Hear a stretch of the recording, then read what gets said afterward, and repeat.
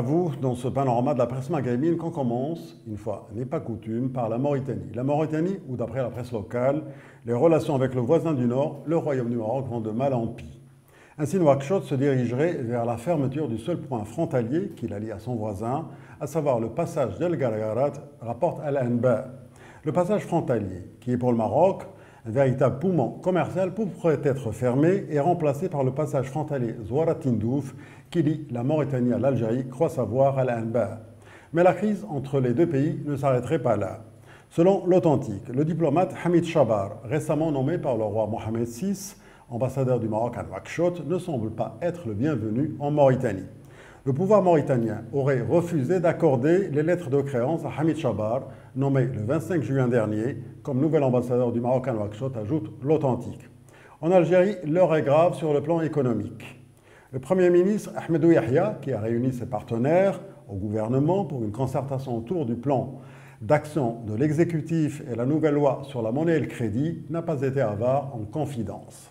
D'après le Soir d'Algérie, Ahmedou Yahya aurait avoué à ses interlocuteurs que le gouvernement n'avait pas de quoi payer les fonctionnaires.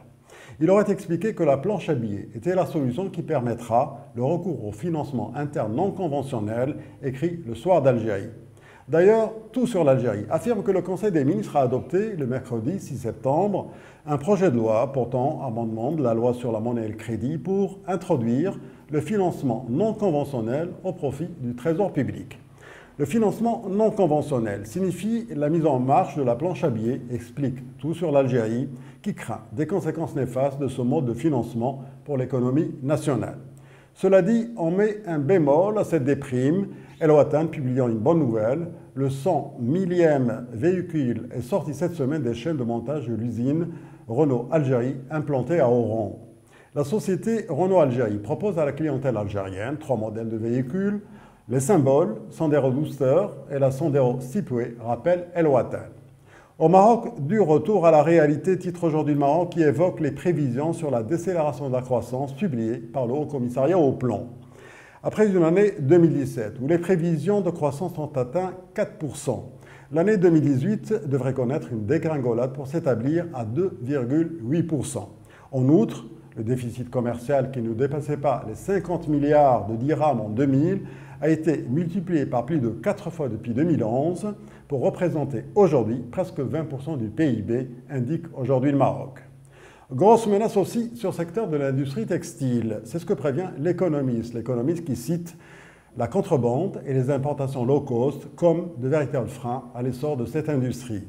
D'ailleurs, au moment où la MIT, porte-parole des industriels du secteur, veut des mesures d'urgence, l'économiste surenchérit en affirmant qu'aucun modèle de production n'est viable dans les conditions actuelles. Enfin, en Tunisie, le président de la République et le Premier ministre ont trouvé un coupable de l'expulsion du prince Moulay Hicham du pays. Selon Réalité, Béji Qaïd Sebsi et Youssef Chahed ont exprimé leur colère contre l'ancien ministre de l'Intérieur, Hadi Mejdoub, qui a donné le feu vert aux autorités sécuritaires pour procéder à l'expulsion sans prendre la peine de les consulter au préalable. Une enquête vient d'être officiellement ouverte à l'encontre de l'ancien ministre de l'Intérieur ainsi qu'à l'encontre de toute personne qui s'avère impliquée dans cette affaire, raconte Réalité. Sur le plan économique cette fois, la croissance des exportations tunisiennes durant les 8 premiers mois de 2017 a été de 18%, rapporte l'économiste maghrébin. Le taux de couverture des importations par les exportations a en revanche enregistré une légère baisse par rapport à la même période de l'année 2016, souligne toujours l'économiste maghrébin. C'est la fin de notre panorama de la presse maghrébine d'aujourd'hui. Merci de l'avoir suivi et à demain.